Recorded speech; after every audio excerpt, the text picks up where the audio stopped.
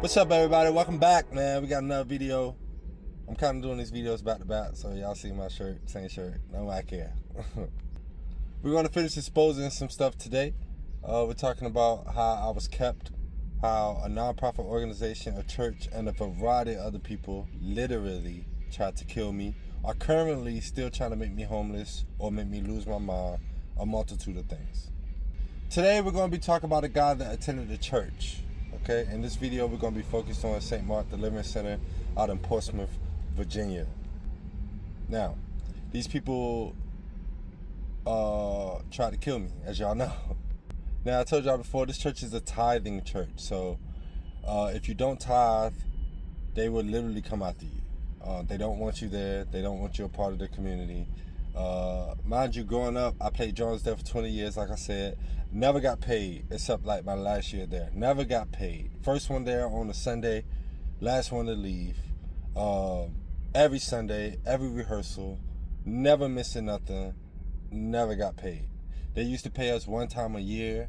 It was like in the month of December, and it used to be like $800, $900, something like that. Now, mind you, they were trafficking me my whole life between them and the nonprofit because my mom, like I said in the previous videos, my mom went to the same church. She left because she felt like she was under attack. She just couldn't figure it out. And she worked for the same nonprofit I worked for. They was literally sex trafficking us, attacking me and all my brothers. My mom was raising 7 kids on her own, and they still saw her as a target. Now, one day at rehearsal, this one I had, wasn't playing drums fully yet. I had just got back in the country. My ex had spread a lot of rumors on me, a lot of stuff. It's all in the book. Oh, that book is in the description below. The YouTube channel is in the description below, which has a 4-hour video of me really explaining everything. A lot of the videos of the cops that I dealt with, a lot of that will be up there, or it is already up there. The book goes into detail my whole life. The 4-hour video just goes over the past probably about 3 years. So I was talking to Chris one day. He asked me to come to rehearsal, even though I'm not playing drums yet. He wanted me to sit in. So I come up there, and I just start having a conversation with him. I'm just asking him questions now, because by this time I started attending church on YouTube that was really changing my life. They was preaching real Bible, and my life was changing. I was stopping drugs, stopping lust. I mean, stuff that I thought I was going to die with, God was pulling out of me. So I come to the church because I see that our church don't align with the church I'm following. So I'm starting to ask questions. Genuine questions, okay? Not attacking. I have no room to attack. I'm just asking questions. A couple of weeks before that, I had brought some canned food. They told me I couldn't bring canned food because they didn't do canned food. I didn't understand that, because why aren't we serving the homeless people and stuff like that? They serve the homeless people like for a week or two out of the year, but I know they only do that because you get certain money and stuff for doing that. It's not like we're the hands and feet of Christ for real. We're just doing that to do it. So I'm asking them questions like, why don't we serve the neighborhood around us? Why do we have the same members we've always had? It's a giant church. It's a basketball court in the church. Upstairs, it's like 50 classrooms. The classrooms haven't been touched since we've been there. We've been there for probably about 15 years. Classrooms, probably longer than that. Classrooms have never been touched. They still just full of junk and trash. Like, I was like, what are we doing? We're not building anything. We got less members than we had then. It's probably like 40 of us in there now, 60, in this humongous church, huge sanctuary, 2 different sanctuaries, gym, all this type of stuff, and it's still the same members. I was like, every time we get new members, why do they just come and then disappear? Why do they just suddenly stop coming? Now I know that they actually ran certain people out of there. Like when the old pastor died, which is his mom, so I probably shouldn't have been having this conversation with him. There was another guy that was supposed to take over the church, but he ended up getting ran away. And now I know that they actually targeted him and ran him away so he couldn't take over the church. And they actually gave it to the lady that used to be the old pastor's secretary. Which, that's a whole nother story. We'll talk about that. His mom, my best friend, my old best friend, the one that slept with my girl and I thought the baby was mine, and it was actually his baby, blah, blah, blah, all that stuff, all in the book. His mom actually took over the church. So I'm asking him all these questions.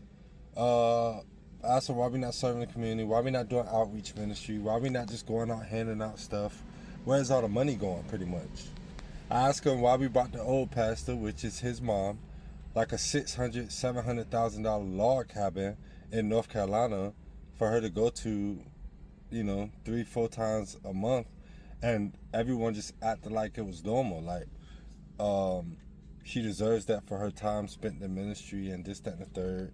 Which I'm not coming at doing something good for your pastors. Pastors, deserve stuff, but she had a beautiful house already in Crystal Lake, one of the dope neighborhoods in Portsmouth that the mayor and all these other people live in, that she got all these ties with, that the church has all these ties with. So I didn't know why she needed a log cabin. It wasn't, I didn't even care, to be honest. I just wanted to know his response. My main thing was, after the old pastor died, that log cabin went to the kids. It didn't go to her. So all that money that was spent on that log cabin then went to the kids, and they split that money up between themselves, along with the church in Portsmouth that the church was also paying for. So he's getting irritated with me talking to him. I can see it on his face, but I'm just talking. I feel like it's the Holy Spirit just flowing through me. I'm just talking. Mind you, it's during rehearsal time. The choir and stuff is in another room, but the whole church is quiet now. Usually you can hear the choir singing. The whole church is quiet. So I know now that everybody can hear my conversation. After about 30-45 minutes of me talking to him, he's on the phone. He's on the phone with, takes himself off speakerphone, and I can hear them muffling. They was doing it on purpose so I could know that they was on the phone. He looks at me, he's like, "Nah, go ahead, keep talking like that," right? I go outside of the church, all the men outside the church standing there like gangsters, like they want to fight, something like that, right? We're going to save the rest of that day for another time. We're going to just move on to what this video is really about. Shortly after that, I leave the church completely. Just drop out. No communication, no nothing. I knew what they were doing to me. They didn't know I had any idea because I didn't say anything at all.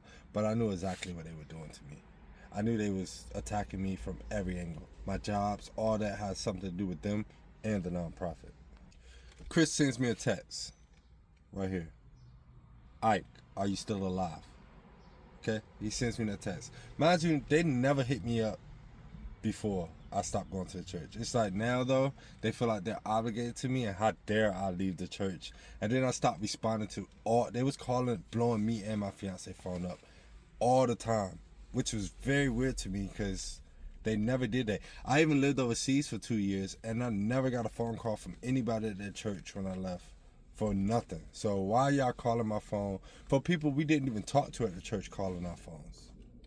Well, I know why. It was really because I told them that that's what you're supposed to do when somebody goes missing. You're supposed to check on them stuff. I knew why they was doing it, but it was just all childish to me. By now I started my own business because, like I said, my jobs and stuff have been infiltrated, all in the book. Again, it's in the description below.